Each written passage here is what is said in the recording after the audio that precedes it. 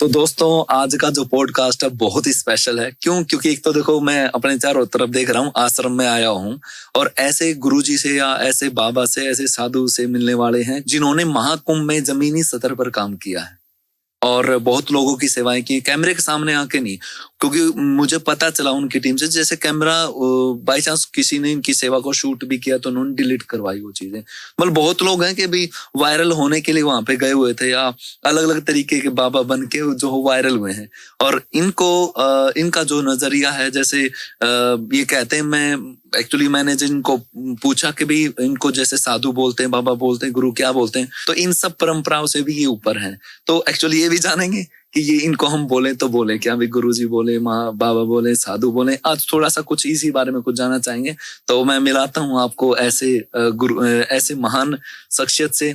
जय श्री राम जी। जय श्री राम, जय श्री राम। बैठिए। कैसे हैं आप? बहुत बहुत धन्यवाद जी, आपने अपना कीमती समय दिया। और मेरी जनता की तरफ से मैं बहुत सारे सवाल लेके आऊँ और खुद मेरे मन में बहुत सारे सवाल थे महाकुंभ को लेके भी।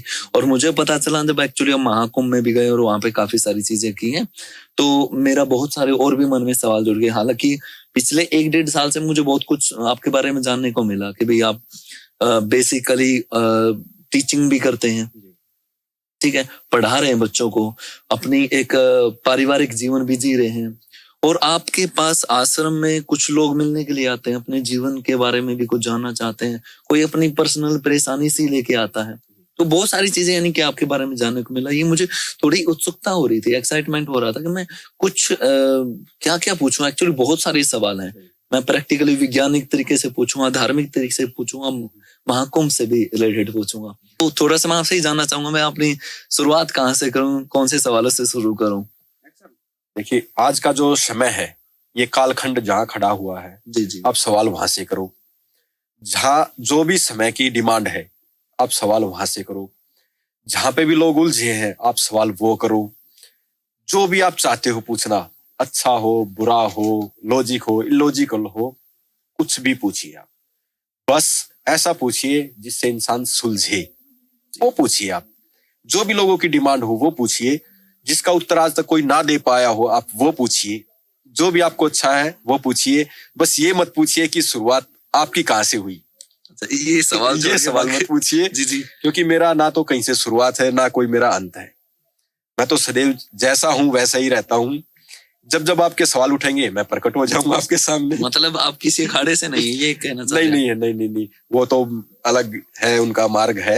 मेरा अलग अपना यात्रा है, जो मेरी अपनी यात्रा है, उनकी अपनी यात्रा है। उनको वो व्यवस्था चलाने के लिए वो अलग तरीके से काम करते हैं। मेरा फोकस इधर रहता है। तो गुरुजी, अगर आपको परेशानी ना हो तो चलते चलते बात करें। जी बिल्कुल, चलिए। तो आप महाकुंभ में घूम के आए हैं, तो वहां पर सबसे अच्छी चीज आपको क्या देखने को मिली और सबसे बुरी चीज क्या देखने को मिली? देखो, बुराइयां बताने के लिए तो दुनिया बैठी हुई है, हर कोई बुराई की तरफ देख रहा है, लेकिन हम बात करेंगे अच्छाई की। हमें सबसे अच्छा वहां पे क्या लगा, जो वहां का प्रशासन का जो मैनेजमेंट है ना, कि एक पुलिस वाला एक ही बात को 1000 लोगों को बार बार रिपीट करके बता रहा है। एक इंसान आता है, जी संगम का रास्ता किधर है, यहाँ से जाइए, राइट लीजिए, लेफ्ट लीजिए। लगता है इससे पहले किसी सरकारों ने पहले ही काम किया होगा, इतनी सर्विस या देखो भक्तों को इतना ज्यादा सुविधा मिली होंगी। देखो, इतनी तो उम्र हमारी नहीं हुई है, लेकिन जो हमारे बुजुर्ग हैं, जो और बाबा जी हैं, जिन्होंने पहले भी कई बार कुंभ में गए हैं, अनुभव है, कहते हैं हाँ, इसमें सबसे ज्यादा सुविधाएं हमें मिली है। और कुछ और अच्छी चीजें जो भले सरकार द्वारा हो, जनहित द्वारा हो, लोगों द्वारा हो, और ये चीजें और जानना चाहेंगे। देखो, दूसरा एक ये था, अगर मुझे ऐसा लगता है, अगर ये कुंभ कहीं और होता या ये मैनेजमेंट किसी और को करना होता, तो ये पूरा का पूरा शहर, इतने करोड़ लोग आए हैं, टॉयलेट से ही सड़ जाता। इतना बड़ा इतने सारे करोड़ है ना, इतने लोगों के लिए टॉयलेट की व्यवस्था करना, नहाने की व्यवस्था करना, पानी पीने की व्यवस्था करना, इतना आसान खेल नहीं था। ये सिर्फ भारत के लिए कुंभ नहीं था, ये महाकुंभ नहीं था, मैं तो कहता हूँ पूरी दुनिया के लिए महाकुंभ था ये, और पूरी दुनिया का फोकस इसी पे था। तो पूरी दुनिया को मैनेज करना था ये। तो ये लोग बोलते हैं कि भारत की जनता को मैनेज करना था, नहीं, ये पूरी दुनिया की जनता को मैनेज करना था। पर महागुरु जी, एक और बात है, देखो वहां पे ना बहुत सारी चीजें बाबा लोगों को मारते हुए कुछ वीडियो, काफी सारी ऐसी वीडियो आई है कि बाबा लोग मार रहे हैं।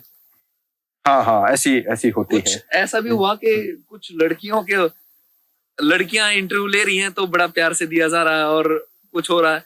तो मैं ये इस बातों के थ्रू थोड़ा सा ये पूछना चाहूंगा, पाखंडी लोग भी। हाँ, ऐसा होता है। देखो क्या होता है, साधु और सवादु दोनों होते हैं, है ना। जो साधु होते हैं वो साधक है, जी हाँ, वो जो कुछ बताएंगे अपनी साधना के माध्यम से बताएंगे। हाँ जी। बहुत सारे ऐसे लोग हैं, देखो नकली और असली हर जगह होता है, अच्छी क्वालिटी कम क्वालिटी, है ना। हाँ, उस तरफ भी होता है। वो हमें ही पहचानना कि कौन हाँ, साधु है कौन है। बिल्कुल। अब किसी भी, अब कोई घर से भागा हुआ है, भगवा कपड़ा देखा, आप लोगों ने क्या किया, एक मन तो ऐसा ही होता है। हाँ, एक ऐसा महत्व दे दिया कि नहीं ये कपड़ा पहन के रखा हुआ इस इंसान ने तो ये सभ्यता से बात करेगा। लेकिन ऐसा जरूरी तो नहीं ना कि उसके वेश में कौन बैठा हो। और फिर लोग प्रचार कर देते, देखो साधु का व्यवहार देखो, है ना। फिर बाद में पता लगता है अरे ये तो गुंडा बदमाश सा घर से भागा हुआ था, यहाँ फ्री में खाना मिल रहा था इसलिए यहाँ के लेट गया। 4 दिन के बाद उसकी साधुता गायब हो जाती है। तो ऐसे भी लोग हैं, ऐसी बात नहीं है। जो साधक है, सच में जिसको साधक कहते हैं, अगर आप उनसे बात करोगे तो बहुत नरम मिलेंगे। बाहर से थोड़ा सा कड़क हो सकते हैं कि ताकि लोग उनको परेशान ना करें, लेकिन अंदर से वो बिल्कुल पोलाइट होते हैं, बिल्कुल नरम होते हैं, बिल्कुल प्रेमी होते हैं। और रही बात लड़के और लड़कियों की, ऐसी बात नहीं है। जिनके साथ भी हम भी बैठे हैं, हमारे साथ मतलब गलत ही वही बात आ गई। अगर वो साधु है तो उसका नेचर किसी के लिए नहीं बदलेगा। अगर देखो, अगर आप मेरा इंटरव्यू लेने के लिए यहाँ आए, मुझे नहीं देना होगा तो मैं आपको प्रणाम करूंगा, कहूंगा जी नहीं मैं नहीं दे सकता। अब ऐसा तो तुम नहीं है कि मैं आपके पीछे लग लूं, है ना, या मैं अभद्र सवाल करूं या पीछे ही पड़ जाऊं, गुरुजी देना ही पड़ेगा, या जो भी अलग शब्दों से मैं बात करूं। आजकल मीडिया का जो ट्रेंड ना वो ऐसा हो गया, तो चटपटी बातें सुनता है। हाँ, है ना, कंट्रोवर्सी तो या कुछ। अब बाबाओं को भी पता है, साधुओं को भी पता है कि हमसे जो बात लेगा, अब ये पता नहीं वहां जाके क्या मिस यूज करेगा, किस कट करके, है ना, क्या करेगा। तो क्या करते वो साधु उस पर गुस्सा हो जाते हैं। जिम्मेदारी तो मीडिया की भी अच्छा दिखाना बनती है। बिल्कुल। अब हर कोई क्या कह रहा है, शिकायतें तो कर रहा है लेकिन जिम्मेदारी नहीं निभा रहा। जिसको भी देखो शिकायतें कर रहा है, जिम्मेदारी भी तो निभानी पड़ेगी ना अपनी, तो उस पे नहीं आ रहे इंसान। तो ये सबसे बड़ी समस्या है। महागुरु जी, देखो आपने अच्छाइयां बताई, अच्छी बात भी है। देखो ये कुछ चीजें हमने देखने को मिली हैं, पर बुराइयां भी हैं कुछ न कुछ, तो हम उनके ऊपर भी आपके विचार जानना चाहेंगे। देखो कमियां हर जगह होती हैं, ऐसा नहीं है कि 100% काम कोई भी अच्छा हो जाता है। आप लोग सोशल मीडिया से हो तो जरूरी नहीं कि आपका हर बार काम परफेक्ट हो। तैराक भी डूब जाते हैं, ऐसा होता है। आपके घर में आपकी पत्नी खाना बनाती है तो कई बार ऐसा होता है उनसे भी खाना अच्छा नहीं बनता, होता है ना। हम गाड़ी भी चलाते हैं तो कई बार हमसे भी गाड़ी लग जाती है। तो आप ये नहीं कह सकते कि हर काम बिल्कुल परफेक्ट होगा। वहां पे जो कमियां लगी ना मुझे, तो वो एक तो सबसे ज्यादा ये था कि इस इवेंट्स को कह सकते हैं, इस महाकुंभ को कह सकते हैं, इसको अध्यात्म से हटा के इसको एक एंटरटेन का पार्ट बना दिया लोगों ने। लोग पिकनिक की तरह उसको इस्तेमाल करने लग गए। बट महाकुंभ होता है कि आम इंसान भी साधु संतों के साथ बैठ के साधना कर सके। तो लोगों ने क्या किया, उसका मिसयूज, वीडियो बना रहे हैं, उसके अंदर नहा रहे हैं, कोई आधे कपड़े पहन के, मतलब अपने आप को सबके सामने लाने के लिए, है ना, सोशल मीडिया पे परफेक्ट करने के लिए, क्या बोलते, पब्लिसिटी के लिए। हाँ, ये हमारी कुटिया है, ये हमारे गुरु जी का आशीर्वाद है। और ये अखंड धुनी चलती रहती है इसके अंदर, हल्की हल्की अग्नि चलती रहती है इसके अंदर हमेशा 24 घंटे। यज्ञ है, हाँ।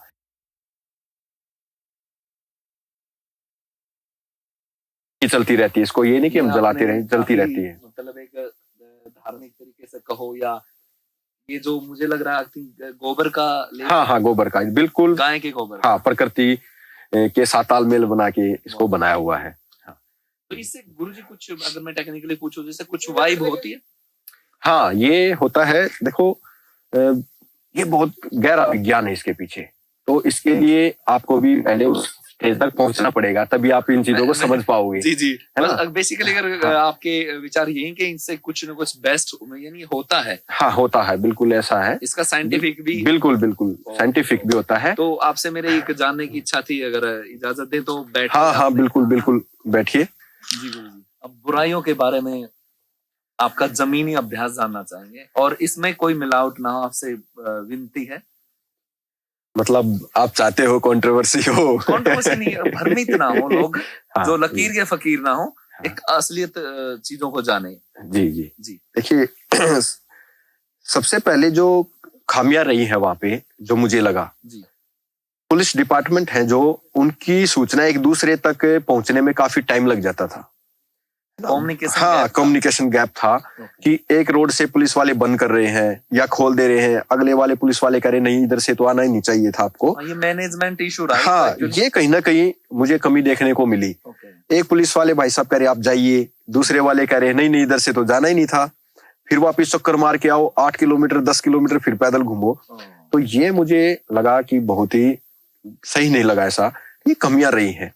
और इसके पीछे थोड़ा सा रीजन ये भी रहा कि भक्तों की भीड़ ज्यादा। हाँ, ये देखो, हमारी शादी में अगर हमने 200 आदमी बुलाए हों, हमें लगे चलो 500 आ जाएंगे कोई बात नहीं, लेकिन वहां 2000 आ जाए तो हमारी हालत क्या होगी? 2000 तो क्या होगी हमारी हालत? और एक और, कमियां निकालना बड़ा ही आसान होता है ना, कोई भी प्रोग्राम होता है कमियां निकालना बड़ा आसान होता है। तो वहां पे हम छोटी छोटी चीजों, अरे हमें ये सुविधा नहीं मिली, हमें ये सुविधा नहीं मिली। हम शादी में थोड़ी गए हैं कहीं पे, है? या किसी परिवार का वो तो प्रोग्राम है नहीं, वो तो हम सबकी जिम्मेदारी है ना, हम सब वहां जा रहे हैं तो हम सबकी जिम्मेदारियां हैं कि उन कमियों की ना देखते हुए अगर कुछ लग रहा है तो हमें तकलीफें तो उठानी पड़ती ही है। क्या हम घर में बैठे वहां तकलीफ नहीं है हमें? सर्दी से है, गर्मी से है, तो उसकी शिकायत कहाँ करते हैं हम? अपनी जिम्मेदारी समझते हैं ना। और दूसरा जो मुझे सबसे बड़ी कमी लगी और जो मुझे अंदर से मतलब पीड़ादायी है मेरे लिए, जो कमी लगी वो धर्माचार्यों की वजह से लगी। जो धर्माचार्य हैं उनकी वजह से मुझे बड़ी कमी लगी। इस बारे में मैं जानना चाहूंगा, ये भी मेरा सवाल था और आप उसी टॉपिक पे हैं तो बड़ी मेहरबानी इसके बारे में देखो, प्रकाश डाल। ये मैं जो आपके माध्यम से दर्शक देखेंगे इस बात को, जी जी, तो मैं चाहूंगा कि जो जैसा रूप है उसी रूप को वैसा ही समझे। यही मेरी कोशिश है कि मैं उनको वो सच्चाई बता पाऊं। लोगों की आस्था ऐसी होती है, 2 कौड़ी की हो गई अब, वो सच्चाई सुनना नहीं चाहते। उनके अंदर एक बात होगी, अरे अरे आपने ऐसा कैसे बोल दिया धर्माचार्य के बारे में, आपने ऐसे कैसे बोल दिया। लेकिन रियलिटी ये है, जमीनी स्तर पे जो मैंने देखा, वहां पे रहा हूं मैं, लोग धर्माचार्यों की ना, वो लोग वो एक तो अपना चेहरा चमकाने पे लगे हुए थे धर्माचार्य। वो अपने आप को ये क्लियर नहीं निकाल पा रहे कि हम किधर साइड हैं। हम इस कुंभ में आए हैं मैनेजमेंट करने के लिए। इस कुंभ में जितने भी सनातनी लोग हैं, चाहे देश से आए विदेश से आए, उनका फर्ज था कि लोगों को ये समझाना कि देखो ये कुंभ जो है ये साधना का स्थान है, पूजा का स्थान है ना। हाँ, ये आपके एंटरटेन करने की या पिकनिक मनाने की जगह नहीं है। इस बात पे तो एक चीज ध्यान आई गुरुजी अगर आदेश ने तो, जी। कि अंग्रेजों के समय में जब वो तो काफी कुछ लॉजिक के हिसाब से चलना चाहते हैं, तो अंग्रेजों के टाइम पे भी जो अपने उस समय के जो धर्माचार्य थे, उन्होंने बहुत ज्यादा टैक्स दे के भी इस सभ्यता को बचाया था, इस चीज को बचाया था, इस धार्मिक स्थल को जीवित रखा था।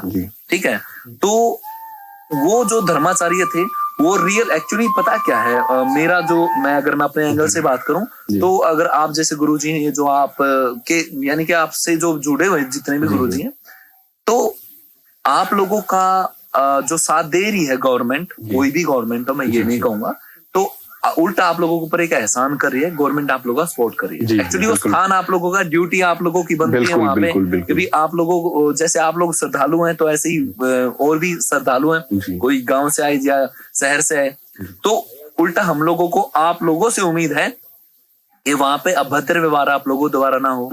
हमें अच्छा सा, मतलब जब आपके सामने झुकने को झुक के नमस्कार करें तो आप लोगों का अच्छे से आशीर्वाद मिले। ये सब चाहिए कि ज्ञान आप लोगों से मिले। और मैं देख रहा हूँ मीडिया के भावुक बने हुए हैं, ये चीज मुझे बड़ी खराब लगी, तो मैं इसके बारे में जानना चाहूंगा। बिल्कुल, आपने बिल्कुल सही कहा कि ज्यादातर जो आज महात्माएं हमारे, मैं सरकार को एक मिनट बिल्कुल सरकार का जी बिल्कुल, सरकार तो एक्चुअली देश को चला रही है, इसलिए वहां पे अपना रोल प्ले कर रही है।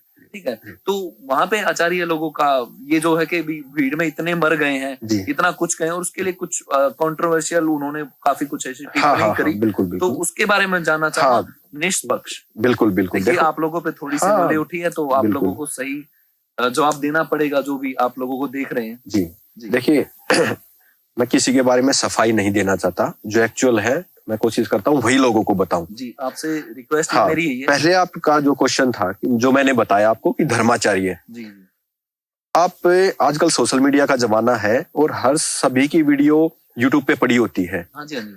आप किसी को भी चेक कर लीजिए, किसी की भी वीडियो निकालिए, किसी भी धर्माचार्य ने ये आग्रह नहीं किया कि ये पूरा प्रयागराज महासंगम है ना, यहाँ कण कण में शंकर है। आप गंगा के किसी भी किनारे पे बैठ के स्नान कीजिए, आपको वही फल मिलेगा जो आपको संगम पे मिलने वाला है।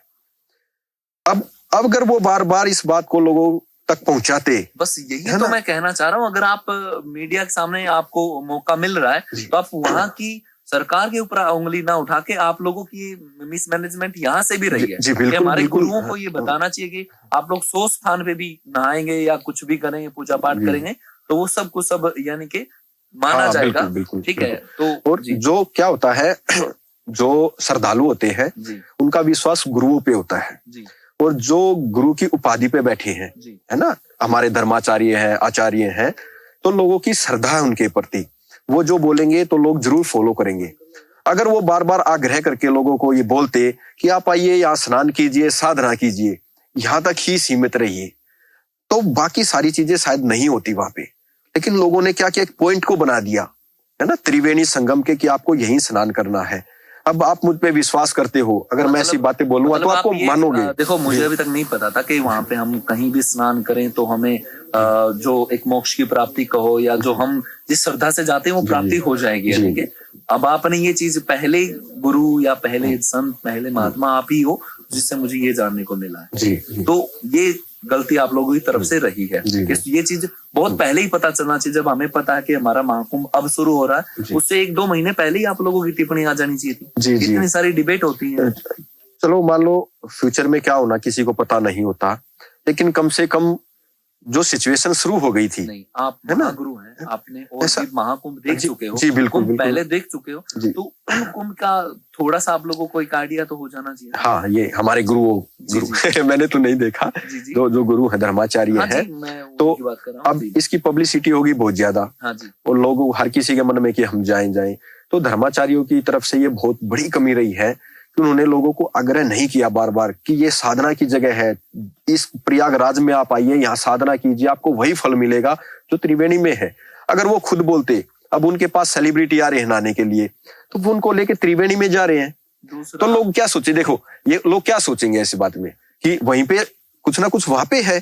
अगर वो गंगा के किनारे घाट पे नहाते और बोलते देखो हम लोग भी यहाँ नहा रहे हैं, स्नान कर रहे हैं, आप भी यहाँ स्नान कीजिए, अब लोग तो सोचते हैं कि हमें तो यहाँ स्नान करा रहे हैं और अपने आप वहां जा रहे हैं। एक और बात जानना चाहेंगे, मैं माफी चाहूंगा बीच में आपको। सरकारें इससे पहले भी रही हैं। हाँ, जो अपने कुछ महागुरु हैं जो कुछ टिप्पणी गलत करी है, उन्होंने उन सरकारों के दौरान भी महाकुंभ देखे हैं। हाँ, देखे, बिल्कुल देखे हैं। तो हम लोगों को ऐसी तो कुछ सुनने को नहीं मिला कि हाँ इस सरकार में यार यानी पिछली सरकार में या फलाने टाइम पे या उस महाकुंभ में वो बड़ा अच्छा था और अब की बार खराब है। तब देखो, मैं सरकार की भी यहाँ पे फेलियर मानता कि इससे पहली सरकार ने इतना अच्छा काम कर रखा था और अब खराब था। अगर कंपैरिजन की बात सरकारों के ऊपर आ जाए, पहली बात तो आप लोगों को मैं कहूंगा कि आप लोग तो सिर्फ एक तरह से सरकार को आग्रह कर सकते हैं कि जो भी भक्तजन आए उनको परेशानी ना हो, जो भी महात्मा लोग आए उनको परेशानी ना हो। तो ये भी सुनने को नहीं मिला। तो इससे तो कहीं ना कहीं ये भी पता चलता है कि आप पार्टिकुलर कोई एक पार्टी के ऊपर उंगली कर रहे हो या एक सरकार के ऊपर उंगली कर रहे हो। फील होता है एक्चुअली, आप उठा के देखेंगे तो कहीं भी ये चीजें सुनने को नहीं मिलेंगी। ये बात एक जहाँ से शुरू हुई है मैं वहीं से बताता हूँ आपको। जी। एक महात्मा जी हमारे, हम बड़ी इज्जत करते हैं उनकी, क्योंकि उस पद पे बैठे हैं, लाखों लोगों उनके प्रति श्रद्धा रखते हैं। पद की मैं इंडिविजुअल बात करूं तो जाति ना पूछो साधु की पूछ लीजिए क्या है। अगर किसी के पास ज्ञान है तो ही वो उसका अधिकारी है, तो अदरवाइज तो नहीं। मेरा मानना हर किसी के लिए है। देखो, एक तो ये है, हम किसी को ऐसे जजमेंट नहीं कर सकते कि इनके पास ज्ञान है या नहीं है। किरदार से पता लगता है। जी, है ना, कपड़ों से कोई फर्क नहीं पड़ता। आज मैंने भगवा पहना है और मैं किसी अखाड़े से नहीं हूँ, है ना, और ऐसा भी नहीं है कि इनमें से मैं किसी को कैसे कोई मेरे गुरुजी हैं। तो मैंने जो कुछ जाना स्वयं से जाना है, आत्मज्ञान से जिसको बोलते हैं, मैंने सब कुछ अपनी साधना से जाना है। तो इस पे लोगों का विश्वास है, तो हमारा भी ये विश्वास बनता है कि इसको बना के रखें। हाँ, ये पहले तो हमें ये क्लियर करना पड़ेगा कि हम राजनीतिक पार्टियों के हिस्से हैं या धर्म के हिस्से हैं। हम यहाँ किस लिए आए हैं? लोगों को धर्म का ज्ञान देने के लिए आए हैं या किसी पार्टी विशेष का व्याख्यान करने के लिए आए हैं? हम किस लिए बैठे हैं यहाँ पे? पहले तो हम ये क्लियर कर लें। और फिर रही बात कमियां निकालने की, देखो आप हो क्या समाज में, आप समस्या हो या समाधान हो? तो मुझे लगता है कि लोगों का विश्वास है इस भगवे पे कि ये समाधान है ना, हर समस्या का समाधान ये भगवा है जी, है ना, लोगों का श्रद्धा इसके ऊपर है ना। असली बिंदु यही है जी। अगर मैं इसको पहन के भी और लोगों के लिए समस्या पैदा करूं, अब देखो आपकी मेरी जानकारी है, आपके पास मेरा मोबाइल नंबर है, मेरा आपके पास है। अगर मुझे कुछ त्रुटियां नजर आती है आपकी टीम में, तो मैं कहूंगा कि ये त्रुटियां हैं, आप इन्हें पूरी कीजिए, मैं फोन पे बताऊंगा आपको।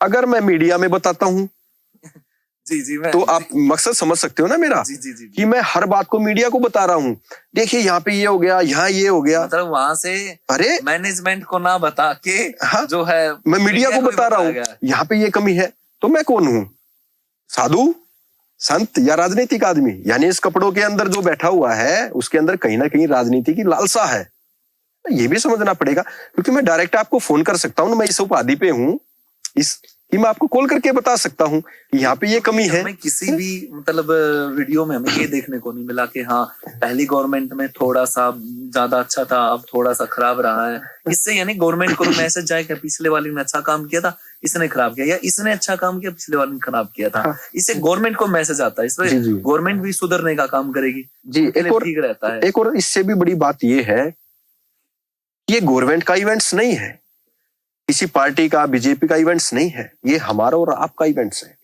ये एक फेस्टिवल है, एक त्योहार है, हमारा पर्व है। हर देश की अपनी एक संस्कृति होती है ना। आप इस्लाम में जाइए, यहूदी के पास जाइए, किसी के पास भी चले जाइए, हर देश की अपना अपना एक कल्चर है। उसके पीछे लॉजिक हो ना हो, लेकिन संस्कृति क्या होती है, देश को जोड़ के रखती है। तो हमारे देश की भी एक संस्कृति है। आप लॉजिक को भी छोड़ दिए, क्या है कुंभ में नहाने से पाप धुलेंगे, नहीं धुलेंगे, कपड़े धुलेंगे, क्या होगा, आप उस पर मत जाइए। लेकिन हमारे देश की एक संस्कृति है, तो हमारी देश की संस्कृति है, तो हमारी देश की संस्कृति है, तो हमारी पहचान भी है। हमारी पहचान है तो हम उसे धूमिल नहीं होने देंगे, ये भी हमारा कर्तव्य बनता है। हम जो भी बातें बोलते हैं आज मीडिया के माध्यम से, दूसरे देश के लोग क्या सोचेंगे हमारे बारे में? ये देश के महात्मा लोग हैं जो अपने ही काम में कमियां निकाल रहे हैं, कमियों को समाधान कराने की बजाय उन कमियों को उछाल रहे हैं। तो सही तो ये होता कि आप डायरेक्ट प्रशासन को बोलो, क्योंकि आप उस स्टेज पे हो कि आपकी वो सुनेंगे कि यहाँ पे ये कमी है, आप इनको पूरी कराइए। बिल्कुल सही है ना, यानी मेरी अप्रोच- मनसा ठीक नहीं है, आपकी अप्रोच वहां तक है, ये साफ है। बिल्कुल भाई आप मैनेजमेंट जी हाँ। लेकिन मैं बार बार मीडिया को बोल रहा हूँ, सुबह उठते ही बोल रहा हूँ, अरे मुझे बताओ कितने लोग मरे हैं, मुझे ये बताओ, आपने मुझे क्यों नहीं बताया? अब उससे अगला आप स्टेप बोल रहे हो बार बार, अरे ये हो जाता, ये कर लेते, वो कर लेते। आप समस्या क्यों पैदा कर रहे हो यहाँ पे? आप समाधान बनिए ना। आप बात कीजिए कि मैनेजमेंट आप ऐसे कीजिए, ये ठीक रहेगा। आप वो बातें नहीं करते, आप वो बातें बोल रहे हो कि नहीं ये होना चाहिए, ये नहीं किया, इन्होंने वो नहीं किया। अरे ये आपका त्योहार नहीं है क्या? आप इस त्योहार का हिस्सा नहीं हो क्या? आप इस सनातन का हिस्सा नहीं हो क्या? तो आपकी जिम्मेदारी नहीं है क्या? और दूसरा सुनिए एक और उससे भी बड़ी बात, ये आपके दर्शक है, मैं विशेष तौर पे कहना चाहूंगा, जो लोग मानवाधिकार की बात कर रहे हैं, मानवता के प्रति प्रेम की बात कर रहे हैं, 12 तारीख को स्नान हुआ था, शाही स्नान जिसको बोलते हैं, अमृत स्नान हुए हैं। 14 तारीख को सबके सब अपने शिविर बंद करके गेट पे बैरिकेड्स लगवा दिए उन्होंने, वो टीन लगती है उससे बिल्कुल ब्लॉक करा दिए, और अपने अपने अखाड़ों में जहां जाना था आश्रमों में चले गए। उनके जो श्रद्धालु आदमी आ रहे थे, जो उनके प्रति प्रेम था, वो आ रहे थे, वहां लोगों को सोने की सुविधा नहीं मिल रही बाद में। अगर आपका लोगों के प्रति प्रेम था, आपको जाना ही था, तो आप चले जाते और अपने सेवकों को बोलते कि ये 26 तारीख तक ये शिविर खुले रहेंगे, लोग यहाँ आएंगे, सोएंगे, खाना मिले ना मिले कहीं भी खा सकते हैं, लेकिन सोने के लिए छत जरूर चाहिए। छोटे छोटे बच्चे आ रहे हैं, बुजुर्ग आ रहे हैं, इतनी ठंड में तो वो बाहर तो सो नहीं सकते। अगर आपके अंदर इतनी संवेदना है तो आप अपने शिविर को खुला क्यों नहीं छोड़ा? आज तारीख देख लीजिए, और आप अगर कहीं पे भी जाइए, आप किसी भी सोर्स है, आप वहां जाके चेक करा लीजिए, सबके सब ऐसे बंद मिलेंगे। इसका मतलब क्या था कि 12 तारीख तक मीडिया वहां रहेगी, आपका चेहरा चमकता रहेगा, 12 के बाद कुंभ का मेला कम हो जाएगा, श्रद्धालु आने कम हो जाएंगे, हम अपने जाके अब हमारा चेहरा चमकाने का काम पूरा हो गया, अब हम चलते हैं, अब हम आश्रम से वीडियो बना के लोगों को देंगे। अरे जमीन पे काम करो ना, वहां देखो, मैंने खुद देख के आया हूं, मैं कल आया हूं वहां से, मैंने वहां सीवर पे सबने ब्लॉक कर दिए, सबने। कुछ कथावाचक बेचारे बचे हुए हैं, वो लोगों की सेवा कर रहे हैं, जिनको बोलते हैं ना कथावाचक कुछ नहीं, वो लोगों की सेवा कर रहे हैं वहां पे बैठ के। वो खाना भी खिला रहे हैं, चाय भी पिला रहे हैं, अपने शिविरों में भी जगह दे रहे हैं और कथा भी सुना रहे हैं। और जिनको हम इतना ऊंचा दर्जा जिनको दिया हुआ है, उन्होंने ताला लगा के अपने आश्रमों पे, शिविर पे, और वहां से आउट हो गए। अब बताइए ये कौन सी मानवता है? क्या सिर्फ मीडिया के सामने अच्छी बातें करना? और मैं कई बार, मुझे आप जैसे लोग देखे जी कमेंट आए उनके नीचे, कहते अरे एक गुरुजी तो है जिन्होंने सच्चाई बोलने की हिम्मत की। मैंने कहा ये सच्चाई बोलने, ये सच्चाई है? एक क्लिप हाँ क्लिप आई, वो जो है कोई बड़ा चैनल का माइक उसके सामने लगा होता है, डिलीट करवा दिया। वो देखो आजकल एआई का जमाना है जी, और वहां पे क्या होती है, लोग सवाल पे सवाल पूछते हैं, और सवाल पूछते हैं साधना, ध्यान, समाधि, इन चीजों के बारे में पूछते हैं। ये बड़े संवेदनशील मुद्दे हैं, है ना। और वो मुझसे पूछ, बाबा जी आप इसके बारे में क्या कहना चाहेंगे? अब एक सेकंड का तो खेल है नहीं ये, एक सेकंड में अब मैं आपके कैमरे के सामने कितना भी बोल लूं, दिन रात बोल लूं, पूरा जीवन बोल लूं, तब भी मैं वो नहीं बोल पाऊंगा जो मैं बोलना चाहता था, जो मैं लोगों को सिखाना चाहता था, जो मैं बताना चाहता था, वो मैं जीवन भर भी नहीं बता पाऊंगा, है ना। एक तो ये होता है, उधर से भीड़ भाड़ में कोई लेगा, फिर कटिंग सेटिंग करेगा, अरे देखो इन्होंने क्या बोल दिया।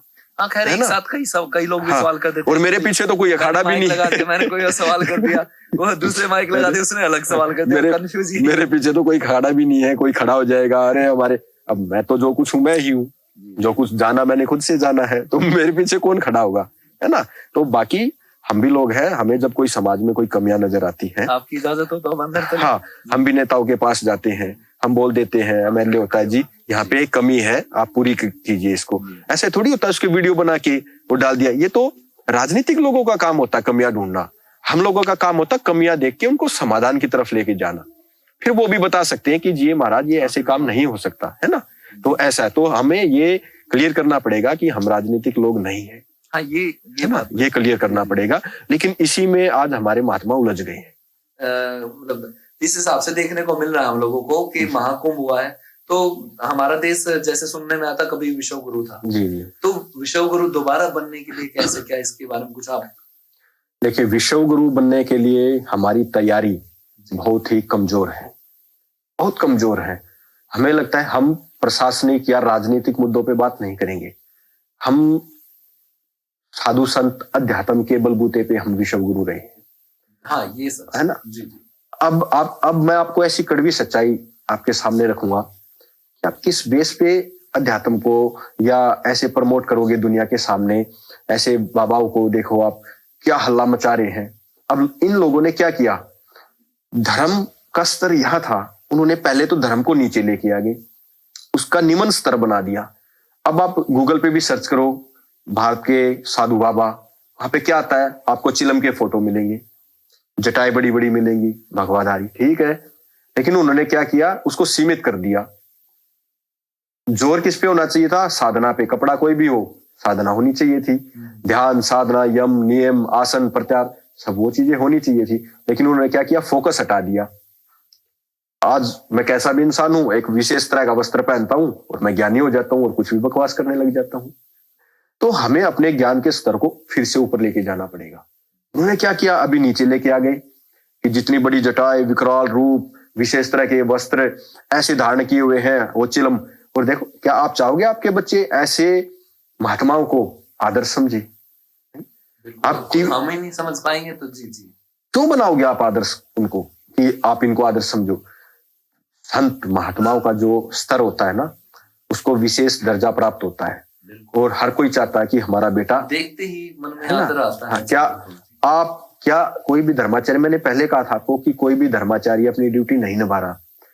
क्या अखाड़े के जो महंत है, जो उच्च स्तर पे हैं, आपके घर में आपके पिताजी हैं, आपके घर में कुछ ठीक नहीं हो रहा हो तो आपके पिताजी उनको डांट लगाएंगे कि आप ऐसे करो, ये नहीं होना चाहिए। क्या वो सुपारी पे बैठे, क्या उनका ये धर्म नहीं बनता या कर्तव्य नहीं है कि कोई भी अगर ऐसा उपद्रव करेगा जिसे सनातन पे चोट लगती है किसी भी तरह से, हम उसको अखाड़े में नहीं रखेंगे, निकाल देंगे उसी टाइम? ऐसा नहीं होता, क्योंकि फॉलोवर बनाए जा रहे, कोई भी आए ऐसा वैसा ऐरा वगैरह सबको आ जाए, और फिर उसको क्या आदर्श मानेंगे बच्चे? तो अब देखो, आप कुंभ में, कथाओं में, आप कहीं भी जाइए, एक विशेष तौर पे एक बात सोचने की है, जो युवा पीढ़ी है ना, वो इन चीजों से दूर होती जा रही है। कथाओं में जाइए, कौन लोग मिलते हैं? बुजुर्ग। 90% बुजुर्ग होते हैं और 10% जवान होते हैं। वो जवान 10% जो आए हैं, वो किस लिए आए हैं? अपने माँ बाप को सहारा देने के लिए। इसलिए नहीं कि उनका इंटरेस्ट है धर्म में। क्यों? क्योंकि धर्म इतना इलॉजिकल है, उसमें कुछ लॉजिक है ही नहीं। ऐसा ही लोगों ने पेश किया है। अच्छा, कि जैसे कुछ है ही नहीं इसके अंदर। एक्चुअली आपने मुझे हैरान कर दिया कि यही धर्म है ना, कि ये बैठ के पी रहे, अरे बाबा बन गए, तो ज्ञानी हो गए भैया। आप किस चीज को, जिसको छुपाना चाहिए था, आप उस चीज को प्रमोट कर रहे हो टीवी पे आके। और सोशल मीडिया क्या होता है, समाज क्या होता है, जब तक सच उठता है ना, तो झूठ ऐसा बोलते हैं कि झूठ पूरे शहर में घूम के आ जाता है ना। तो जो गलत चीजें हैं वो ज्यादा जल्दी फैलती है, तो आपको उनके ऊपर कंट्रोल करना पड़ेगा।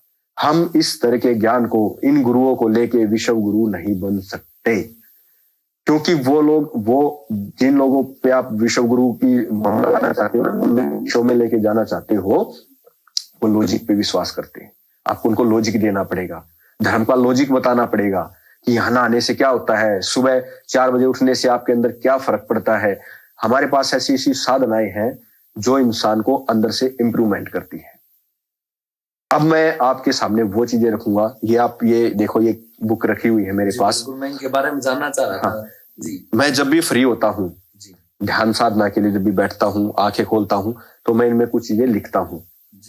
वो चीजें लिखता हूँ जिससे इंसान का आत्मिक चेतना ऊपर उठे। मैं यही जानना चाहता हूँ कि आपने बोला कि मैं कुछ लिखता हूँ, तो ऐसी क्या चीजें इसमें लिखते हैं? अच्छा, वो लोगों के लिए कुछ? हाँ, लोगों के लिए है, ये लोगों के लिए लिखता हूँ, जिज्ञासुओं के लिए लिखता हूँ, जानकारों के लिए नहीं लिखता। अच्छा, कोई कुछ ऐसा? हाँ, दोनों में फर्क ये होता है ना। बहुत लोग देखेंगे इसमें, देखने वाले भी बहुत जिज्ञासु भी होंगे, और मे भी देखो वीडियो है तो पता नहीं कौन कौन देखे, तो थोड़ा सा कुछ ऐसा जो ज्ञान होता है ना, वो जिज्ञासुओं के लिए होता है। हाँ, ये बात सही ना, जानकारों के लिए नहीं होता। जानकारों के तो एंटरटेन है, वो उठेंगे, कपड़े झाड़ के उठ के चल देंगे, है ना। तो जो जिज्ञासु होगा वो रुकेगा, समझेगा, उस पे वार्तालाप तो करेगा, लेकिन क्या होता, कटाक्ष नहीं करेगा, वो सुनेगा बैठ के, है ना। तो इनमें अब आप बताइए, हमारे पास जो साधनाएं हैं, अब ये जनता फैसला करेगी इस बात का कि जनता को चाहिए क्या है। वो लोग चाहिए, ऐसे साधु चाहिए जो घर से बीवी बच्चों सबकी जिम्मेदारियां छोड़ के घर से भागे, वो इंसान चाहिए, या जो घर में बैठ के साधना करे और अपनी जिम्मेदारियों को भी निभाए। तो आने वाले समय को क्या चाहिए, जनता तय करेगी ना। बात को हम लोग देख रहे हैं, तो उस हिसाब से तो ऑप्शन आपने बताया कि अपनी हर जिम्मेदारी पे खड़ा उतरे। जो पहले जीवन में जिम्मेदारियों पे खड़ा उतरा होगा, वही अगली जिम्मेदारी को निभा पाएगा। बिल्कुल। एक तपस्या को जीत पाया, एक तपस्या पूरी कर पाया, तभी तो अगली तपस्या को। जी। देखिए, ये बड़ा सी संवेदनशील मामला है, तो इसको थोड़ा सा ध्यान से सुने। देखो, अगर आप साधक हो, आपके परिवार वाले आपसे क्या चाहेंगे? घर में रहे, घर में सीखे, साधना करे। ये काम बड़ा है या घर से भाग जाना है? अब लोगों ने क्या किया, मैं देख रहा था वहां पे कुंभ में कुछ लोगों ने घर छोड़ दिया। मैं बहुत सारे बाबाओं के साथ बैठा हूँ जो साधक है, अब मैं उनका नाम नहीं लेना चाहता, बहुत सारे ऐसे हैं, तो उन्होंने वीडियो बनाने से मना कर दिया, होना भी यही चाहिए। तो मैं उनके प्रेम भाव से उनके साथ में बैठा, तो वो उनकी आंखों में आंसू आ जाते थे जब मैं उनके पिछले बैकग्राउंड के बारे में पूछता था। वो कहते थे अब हम वापस घर नहीं जा सकते, क्योंकि हम घर छोड़ के आ गए, अब वो हमें एक्सेप्ट नहीं करेंगे।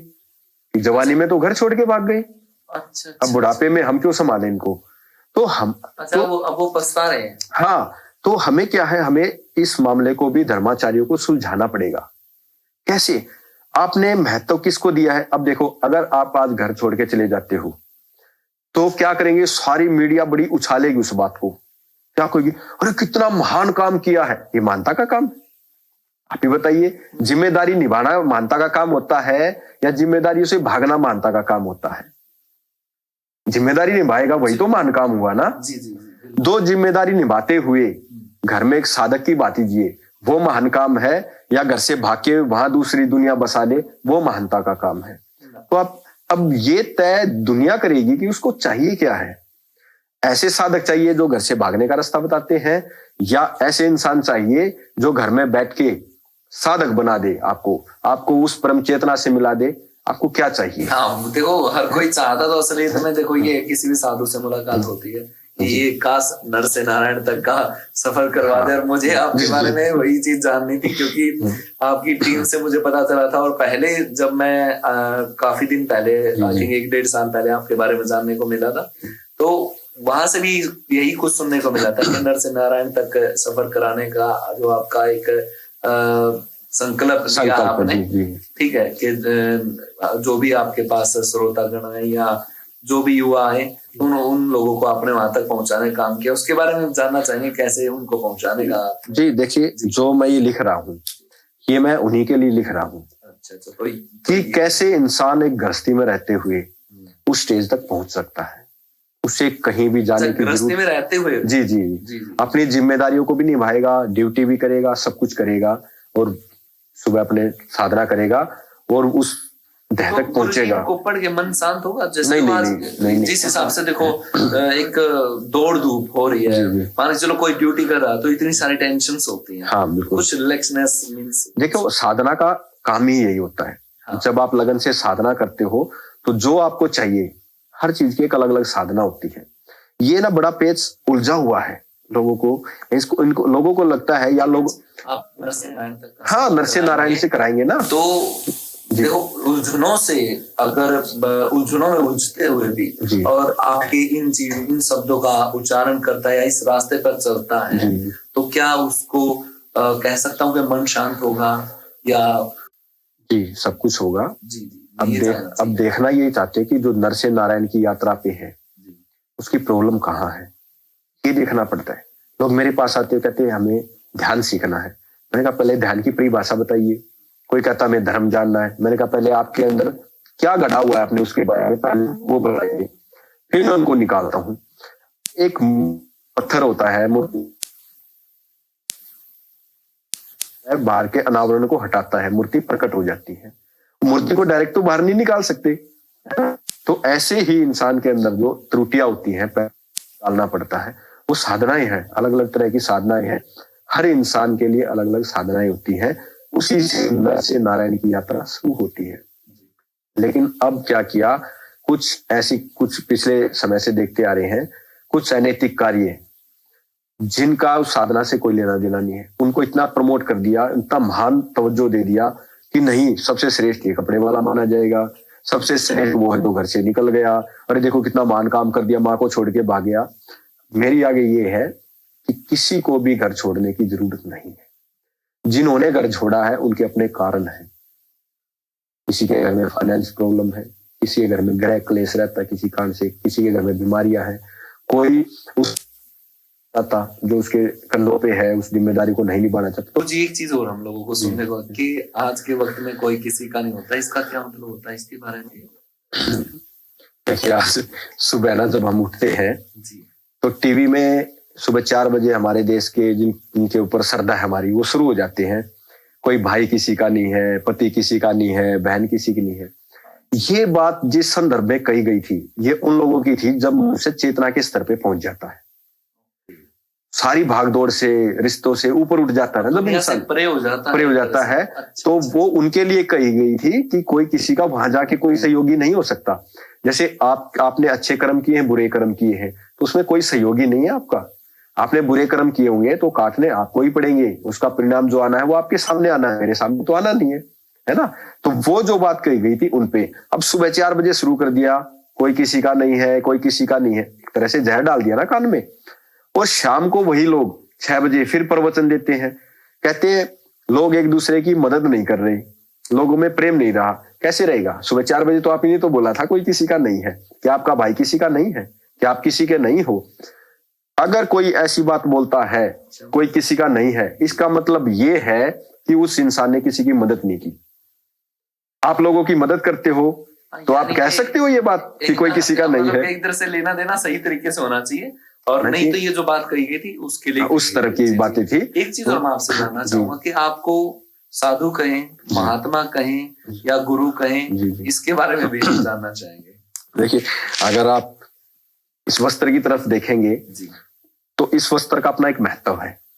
कलर का अपना एक महत्व है, भगवा कलर का अपना एक महत्व होता है। इसलिए आपके अंदर से ये सवाल आया कि अब आपको क्या कहें, क्योंकि मैं बच्चों को भी पढ़ाता हूँ, अपनी पर्सनल लाइफ भी जीता हूँ, है ना, और ये अपना निजी व्यक्तिगत जो धर्म होता है वो निजी व्यक्तिगत होता है ना, तो उसको भी निभाते हैं। तो जो ये वस्त्र होते हैं ना, पहले क्या होता था, जैसे स्कूल में भी, आप कंपनी में भी जाइए, वहां के अपने के वस्त्र होते हैं स्पेशल, जिससे पहचाना जाए कि ये स्कूल का स्टूडेंट है या ये इस कंपनी का है। तो क्या हुआ, जब हमारे पूर्वज थे, उसके कारण बहुत से होंगे, मैं उनमें से एक कारण बता देता हूँ कि ये वस्त्र जब इंसान को पहनाया जाता है, कोई भी पहनता है, तो उसको देख के ये एक थ्योरी बना दी थी कि ये इंसान अब स्वयं को जानने के मार्ग पे चलने लग गया है, कि इससे कोई ज्यादा वार्तालाप ना करें। आपके दरवाजे पे भोजन मांगने आता तो आप भोजन दे दीजिए, इसको डिस्टर्ब ना करें, ठीक है, कोई इसको चोर ना समझ ले, क्योंकि पहले तो कभी लोग रहता था ना। और फिर लोगों को ये लगता था कि जैसे सूर्य उदय होता है ना, जब लालिमा होती है, तो ये वस्त्र इसलिए दिया गया था लाल, कि कभी ना कभी ये चमकेगा और उस आत्म ज्ञान तक पहुंचेगा, ये उस मार्ग पे चल रहा है, तो उसको पहले आइडेंटिटी दे दी। जैसे स्कूल में देते हैं ना बच्चे को कि कपड़े पहन के पढ़ने के लिए जा रहा है, कि कभी ना कभी ये भी इंजीनियर बनेगा, डॉक्टर बनेगा, तो पढ़ने के लिए क्या वैसे? हाँ, मुझे बोलने का ये है, मैं किसी भी उपाधि पे नहीं बैठना चाहता जीवन में। मेरा कोई मकसद नहीं है कि कोई मुझे गुरु कहे, स्वामी कहे या यही कहे। मैं कहता हूँ आपका मंत्री मित्र कहे, दोस्त कहे, क्या मकसद है, घर से नारायण की यात्रा। और जिस भी तरीके से आप समझ सकते हैं, है ना, मेरे शब्दों में कोई भी ऐसा धर्म नहीं है, मेरे शब्दों में कोई मजहब नहीं है, मेरे शब्दों में सिर्फ और सिर्फ ये है कि आपकी चेतना कैसे ऊपर उठे। तो हम तो गुरुजी, लो जी, चाय भी आ गई, चाय आ बहुत बहुत गई, धन्यवाद गुरुजी, चाय दो। हाँ, अब वो ऐसा नहीं चलेगा चाय के बारे में, अरे चाय नहीं पीनी चाहिए, फिर थोड़ी देर में बोल अरे 2 कप चाय आने दो। आपसे एक चीज सामने चाय हो रही है पीते कि भाई आप जो है ना एक तरह से मतलब बहुत सीरियस नहीं हो, चीजों को जो है आराम, यानी कि जैसा सामने वाला है उसके अनुभव के अनुसार आप कर। अरे साधना का सारा खेल यही है कि आदमी को कैसे हार्ड से सॉफ्टनेस की तरफ लेके जाना है। क्या करना है, काफी मन प्रसन्न भी हो रहा है। तो अब हल्का भी शुरुआत में मैंने जो आपसे सवाल किया तब थोड़ा सा एक संकोच था मन में, अब तो काफी लाइटली कर दिया। मजा वही है ना कि हर इंसान आपके साथ कंफर्टेबल होके बैठे, तो यही चीजें तो सीखने में तभी मैंने कहा कि आपको गुरु बुलाएं या साधु बुलाएं, क्योंकि बहुत सारी जो चीजें है ना, एक्चुअली ज्ञान देने वाला गुरु ही होता है। हाँ, ऐसा बोल सकते हैं। तो मैं तो शायद यही कहूंगा कि जैसे आपको आपकी टीम आपको महागुरु बुलाती है, तो आई थिंक कुछ महागुरु ही हमें बुलाना। एक्चुअली ये महागुरु शब्द जो आया है ना जी, ये कुंभ के दौरान आया है मेरे ऊपर। अच्छा, मेरी मुलाकात महाकुंभ के बाद हुई, तो अच्छा, तो ये कुंभ के बाद, कुंभ में ही आया था। तो मेरी धर्मपत्नी मेरे साथ गई थी कुंभ में। जी। तो ऐसे बात करते करते कुछ हुआ, तो उन्होंने कहा कि आप ना दुनियादारी की भी नॉलेज रखते हो, अच्छा, और आध्यात्मिक भी रखते हो। तो मैंने कहा अंदर का जो ज्ञान रखता है उसको क्या बोलते हैं? कहती गुरु। मैंने कहा जो बाहर की भी रख ले, कहता इस हिसाब से तो आप महागुरु हो गए। तो उन्होंने मुझे महागुरु बोलना शुरू कर दिया तब से। महागुरु बोला। हाँ, वो उन्होंने नाम दिया कि वो सबको बता दिया कि इनको महागुरु बोला गया। महागुरु निकल के आ गया। गुरु जी सब ये लोग, हाँ, गुरु जी भाई बोल देते थे, कोई स्वामी, कोई आचार्य, सबका अपना था, जैसे भी हो। गुरु जी आपसे एक चीज और हम आपसे पूछेंगे, साधु जो है तपस्या करते हैं, उसका क्या परिणाम होता है, उसका कैसे, क्या मतलब उसके पीछे काफी लॉजिक सुना है, या काफी कुछ लोग इतना जी देखिए, हर तपस्या का एक ही परिणाम होता है कि इंसान को कैसे न कैसे करके नहीं बनाया जाए। इंसान का सारा प्रयास होता है कुछ बनने में, और साधना का सारा प्रयास होता है कुछ नहीं बनने में, यानी कि शून्य बनाने में। शून्य बना आत्मिक तौर पे शून्य हो जाए, यानी कि कोई किसी का कुछ ना रहे, ना वो किसी से कुछ जी, ना तो कोई मजहबी है ना, वो सब आत्मिक घटना है इंसान की। इंसान बन जाए एक तरह से, ये कह सकते हैं इंसान से थोड़ा सा ऊपर। अब आदमी क्या कर रहा है कि कुछ ना कुछ बनना चाह रहा है। दुनियादारी की बात करें तो हर जगह टैग लेके घूमता है कि मैं ये उपलब्धि है, मैं ये हूं, मैं इंजीनियर हूं, मैं डॉक्टर हूं, मैं साइंटिस्ट, सब हर जगह उसको लेके घूम रहे हैं, है ना। ये सब आइडेंटिटी बाहर से काम करती है इंसान के ऊपर, है ना, कि मैनेजमेंट ठीक से चलता रहे संसार का, किसी से बातचीत करनी, आपके घर को ढूंढना है तो आपके नाम से ही ढूंढेंगे, है ना। तो ये सब आइडेंटिटी है। लेकिन आत्मिक तौर पे आदमी बिना आइडेंटिटी के हो जाए, क्योंकि उस परमात्मा की कोई आइडेंटिटी थोड़ी है तो जब हम बिना आइडेंटिटी के हो जाएंगे तभी तो उस बिना आइडेंटिटी के इंसान से जुड़ पाएंगे या भगवान से जुड़ पाएंगे। उसकी कोई आइडेंटिटी नहीं है ना, है? अगर जिसकी आइडेंटिटी होगी तो उसका दायरा हो गया, और जिसका दायरा हो गया तो परमात्मा कैसे हो सकता है? तो बिना दायरे के साथ आपको जुड़ना है। यानी ये कहें एक बूंद को अगर सागर से मिलाएं तो वो सागर हो जाती है। अगर वो बूंद बनी रहेगी तो सागर से कैसे मिल पाएगी?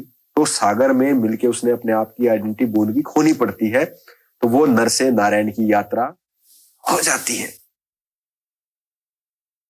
गुरुजी एक चीज और मैं आपसे जानना चाहूंगा, क्योंकि बीच बीच में कुछ मेरे आपसे सवाल हुए और सुनते समय भी मैं बोल रहा हूँ, आप सुन रहे हैं, और जब आप जवाब दे रहे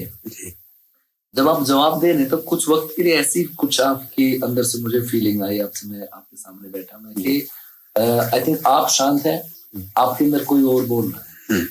ये मैं थोड़ा सा ऐसा कुछ मुझे यहाँ भी महसूस हुआ, वहां भी महसूस हुआ कि थोड़ी सी कई बार ऐसी वाइब होती है। तो मैं एक तरह से जानना चाहूंगा ये क्या, कौन सी शक्ति है, क्या है ये, थोड़ा से बताना चाहें तो। अगर मेरा सवाल आप इसको शब्दों से नहीं पूछ पाओगे, मुझे ऐसा लग रहा है कि आपके पास शब्द नहीं है इसके लिए। देखो, मैंने अपने जीवन में कोई ऐसी कठोर साधना नहीं की। जो भी कुछ है मुझे संतों से मिला हुआ है, एक आशीर्वाद है उनका, एक मेरे ऊपर उपकार है। मैं साधुओं की तपस्या का परिणाम हूं, मैं संतों की मौन वाणी हूं जो आपके सामने प्रकट कर रहा हूं। कैसे, मैं थोड़ा जानना चाहूंगा, जरूर साथ में लीजिए। मैं आपने एक हमारे विवेकानंद जी के बारे में सुना होगा, उनके गुरु ने उनको कुछ दिया और वो दुनिया के सामने प्रकट हो गई। कहानी मैंने बिल्कुल सुनी है, तो वो आप तब समझ सकते हो, तब आप उस स्तर पे होगी। तो मैं कुछ वैसा ही परिणाम हूँ दुनिया के सामने। वो मैं एक्चुअली अनुभव कर रहा था गुरुजी, इस चीज को महसूस भी कर रहा था, क्योंकि वो पढ़े लिखे थे जी। आप बात कर रहे हैं, कई बार आप एक प्रॉपर आज का जो पढ़ा लिखा कोई भी इंसान है, कोई भी युवक है, वो जैसे बात करें तो आप काफी सारी इंग्लिश यूज कर रहे हो जी, काफी सारे अब की बात कर रहे हैं, काफी सारे हंस के बात कर रहे हो, तो मीन्स ऐसा एकदम आप हमें फील नहीं करा रहे कि हाँ बहुत ही ज्यादा दृढ़ हो या बहुत ही ज्यादा हार्ड हो, हमें कुछ डराने की कोशिश नहीं कर रहे। तो वो चीज, हाँ मैं फिर वही बात पहुंच जाती महाकुंभ के वहां पे। तो वो चीज है कि विवेकानंद जी का जो नेचर हम लोगों ने पढ़ा है, कुछ ऐसी हमें फीलिंग आ रही है जी। तो देखिए, आपको उस लायक तो जरूर बनना पड़ेगा कि गुरु आपको कुछ दे सके। बिल्कुल सही। अगर आप लायक नहीं हो तो आप कुंभ में नहा के आए, हरिद्वार में नहा के आए, या आप काशी में चले जाएं, आप दुनिया के किसी भी कोने में जाएं, आपको कुछ नहीं मिल सकता जब तक आप लायक नहीं हो। अगर आपके हाथ खाली नहीं है तो आपको कुछ नहीं मिल सकता। ऐसे ही जब तक आप अपने अंदर से दुनिया की जितना भी गंध है उसको नहीं निकालोगे तो आपके अंदर गुरु प्रकट नहीं हो सकते। और सबसे बड़ा गुरु होता है इंसान के अंदर। जिस दिन आप उससे मिल लेते हो फिर बाहरी गुरु की आपको जरूरत नहीं होती। बाहरी गुरु जब तक आपके साथ है तब तक आपके अंदर गुरु प्रकट नहीं होते। गुरु ही भगवान का दूसरा रूप होता है। आपकी बातें चलते चलते एक चीज और मुझे, जैसे जिस हिसाब से आपकी उंगली चल रही है, जिस हिसाब से आप अपनी डायरी की तरफ इशारा कर रहे हो, तो थोड़ी सी फीलिंग, आजकल एक थोड़े वायरल बाबा हो रखे हैं IIT वाले बाबा जी, तो थोड़ा सा बड़े पढ़े लिखे साधु महात्मा रहे आजकल लोग हमारे सामने, तो थोड़ा साउंड के बारे में बताइए कि मैंने भी उनको प्रणाम किया था एक बार वहां पे। अच्छा तो हाँ, अच्छा मुलाकात रही आपकी? जी जी, उनके साथ बैठ के वार्तालाप नहीं हुई। देखिए IIT बाबा बड़ा ही आजकल चेहरा चमक के सामने आया है लोगों के सामने, और वो विज्ञान को धर्म से जोड़ के चल रहा है। बेसिकली विज्ञान अलग चीज है और धर्म अलग चीज है, लेकिन क्या है उसको समझाने के लिए विज्ञान का सहयोग लिया जा सकता है, एक्सप्लेन किया जा सकता है। तो IIT बाबा वही प्रयास कर रहे हैं। अब वो विदेश से पढ़ के आया है, बहुत ज्यादा पढ़ाई की हुई है उन्होंने, है ना। इसमें गुरुजी देखो, मैं आपकी बात को काटते हुए एक बात बोलूं, उन्होंने माँ बाप के बारे में एक पेनफुल बात बोली है कि भाई माँ बाप का सिर्फ इतना ही फर्ज है कि उन्होंने पैदा कर दिया, ये कौन सी बड़ी बात होगी, कुछ इस तरीके से उन्होंने बात बोली है। तो माँ बाप को लेके ऐसा कुछ कहना सही है? नहीं, ऐसा तो नहीं होना चाहिए। देखिए, हर इंसान के अंदर अलग अलग भाव होते हैं, पीड़ाएं होती हैं।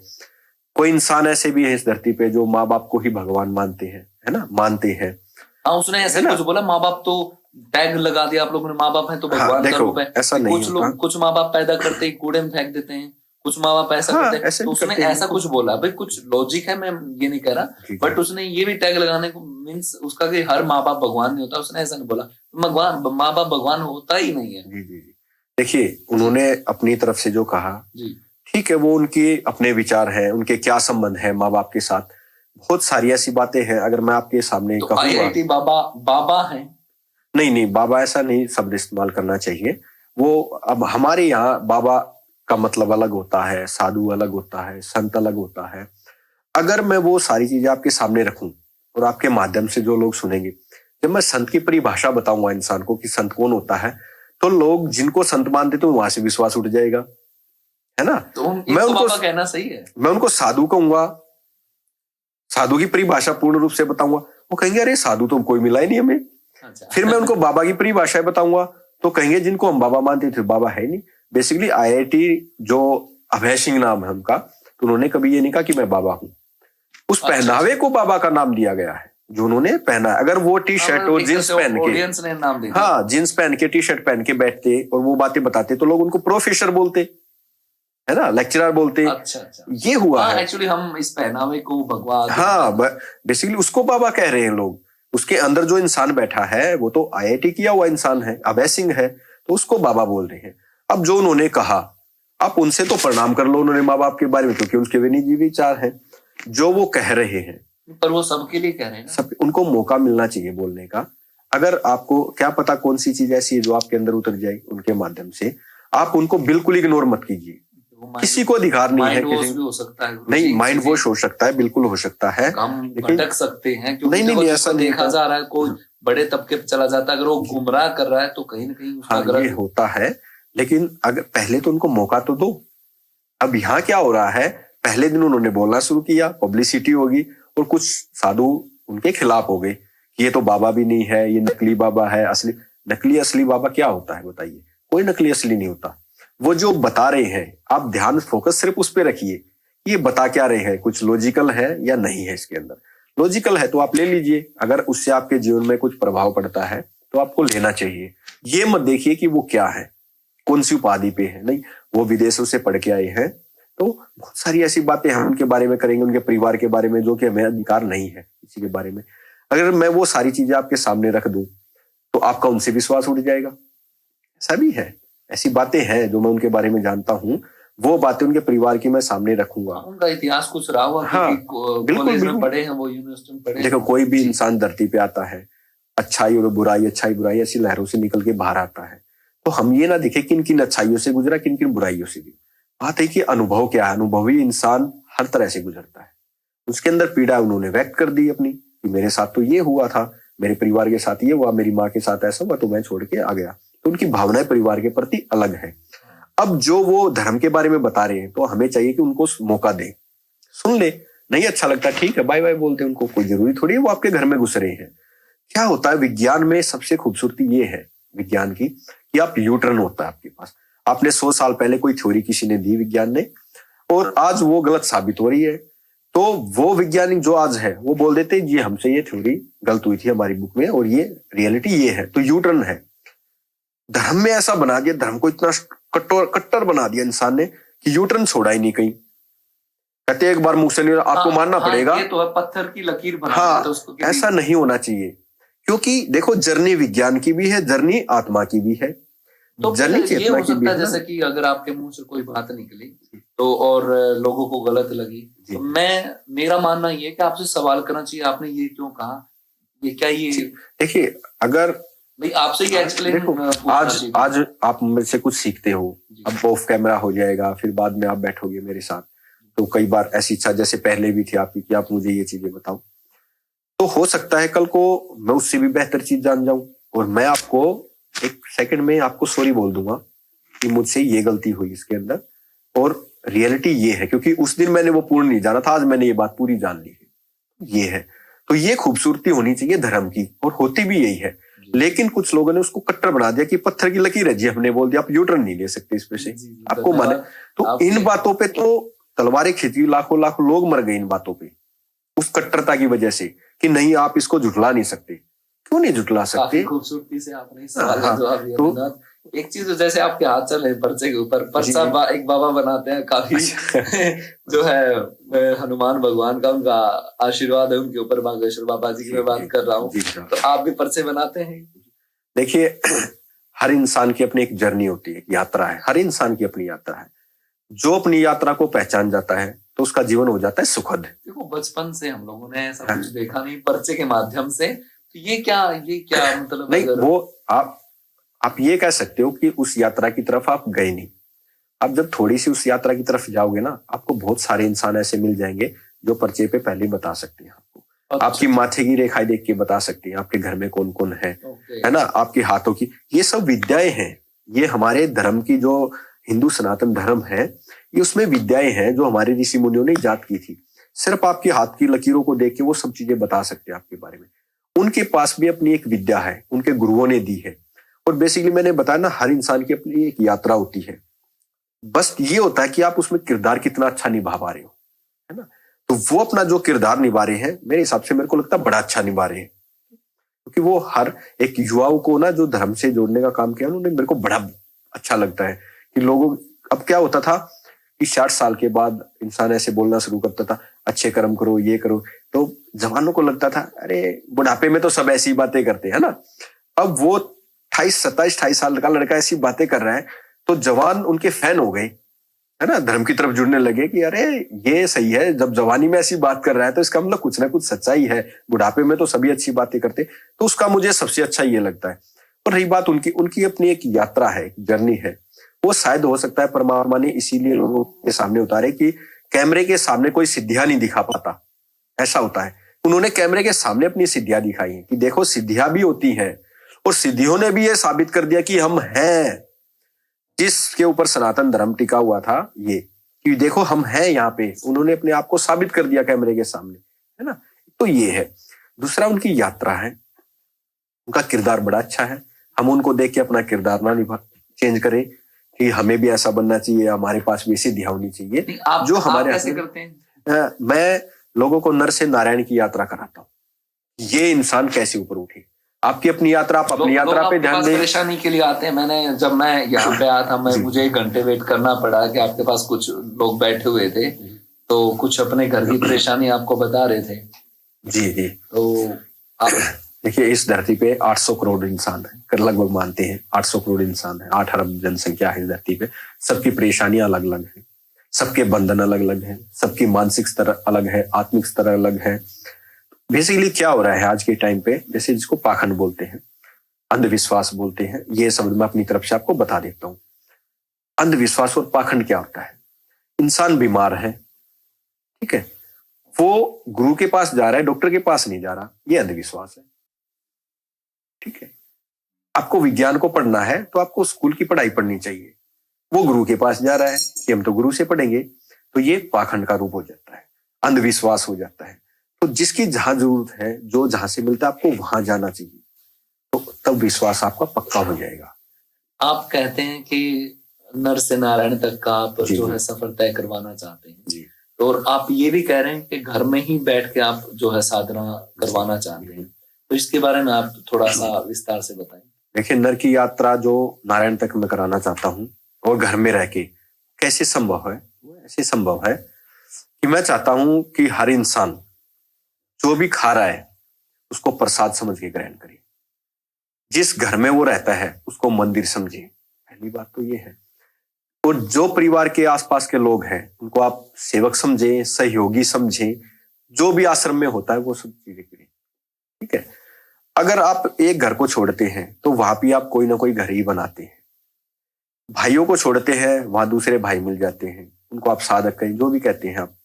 एक परिवार को छोड़ते हैं, वहां बड़ा परिवार बना लेते हैं। घर को छोड़ते हैं तो ऐसी कौन सी चीज है जो आप यहाँ छोड़ देते हो और वहां पकड़ लेते हो? हाँ, तो वही है।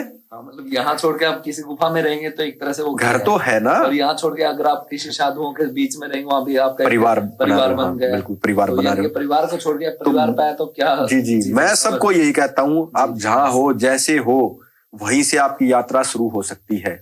बस आपको समझना ये है कि हम खड़े कहाँ पे हैं।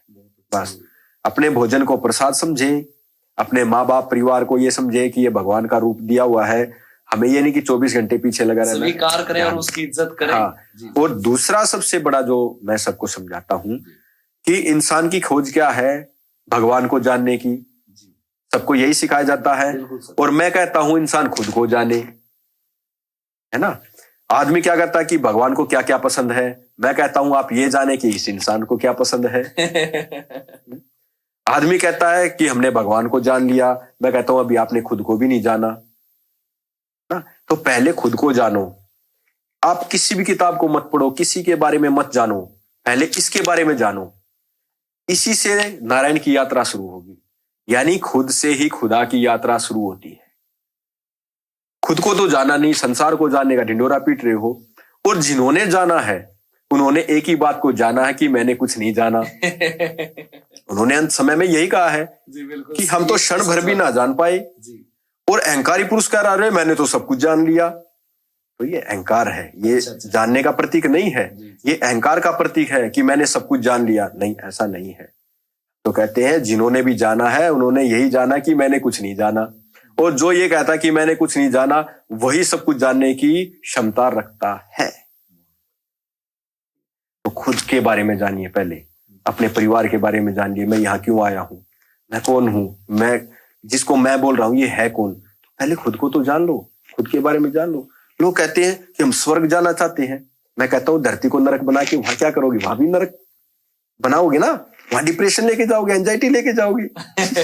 पहले अरे यहाँ तो जीना सीख लो, इस परिवार के बीच में जीना सीख लो। संबंध आपके खराब है, शरीर आपका खराब है, मन आपका खराब है, क्या करोगे वहां जाके। तो वहां पे भी तो आप गंदी फैलाओगे ना। तो इससे अच्छा है यहीं रहो।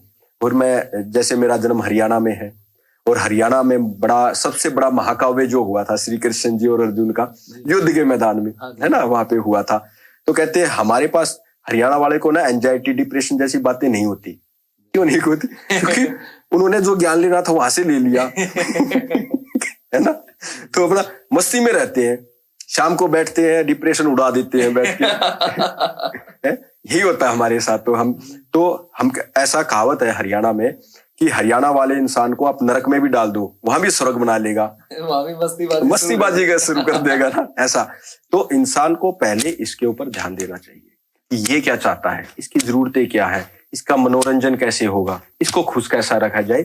ये खुश हो जाता है क्योंकि ये उस परमात्मा का अंश है, उसी परमात्मा से हमें ये मिला है। अगर हम इसके साथ साधना के नाम पे, तपस्या के नाम पे इसके साथ अत्याचार करते हैं तो मुझे लगता है इससे बड़ा पाप नहीं है। क्योंकि वो परमात्मा कभी भी नहीं चाहेगा कि उससे मिलने के लिए आप इसको सताओ। तो इसका ध्यान रखना बड़ा ही जरूरी है। ऐसा मैं नहीं कहता आलस्य हो जाए जीवन में, कुछ करो मत, लेकिन मैं कहता हूं कम से कम भगवान के लिए इसको दुखी मत करो, इसको कष्ट मत दो। क्योंकि दूसरे को सताना पाप है तो खुद को सताना महापाप है ना। इसके अंदर जो परमात्मा बैठा है वो खुश तभी होगा जब ये आप जो हो उसको खुश कर पाओगे, तभी आप होगे। क्योंकि एक खुशी इंसान ही दूसरे खुशी से मिल पाता है। एक बूंद होती है वही सागर से मिल सकती है। एक डिप्रेस्ड आदमी दूसरी जगह डिप्रेशन ही फैलाएगा। तो ज्ञानचंद नाम रखने से कोई ज्ञानचंद नहीं हो जाता, अमीरचंद नाम रखने से कोई अमीरचंद नहीं हो जाता, है ना। तो नाम में, कपड़ों में क्या रखा है इन सब चीजों में। तो पहले इस इंसान को जानो। मैं कहता हूं पहले आत्म कथा पढ़ो, फिर बाहर की कथा पढ़ लेना है। आत्म कथा तो पढ़ो ना, वो जीवन कथा तो पढ़ो ना, और वो इसी से पढ़ी जाएगी। आप खुद की क्षमता को जानो, आप कहाँ बैठे हो, आपकी जरूरतें क्या है, आपकी इच्छाएं क्या है, आपकी क्या जिम्मेदारियां हैं, पहले उनको निभाओ। इन जिम्मेदारियों से आप पार जाओगे तभी आप श्रेष्ठतम रोल निभा पाओगे। वरना क्या करोगे, आप जहां भी जाओगे बीमारियां देखोगे, कष्ट ही देखोगे, दुख ही देखोगे, है ना। हर जगह आपको वही चीजें नजर आएंगी।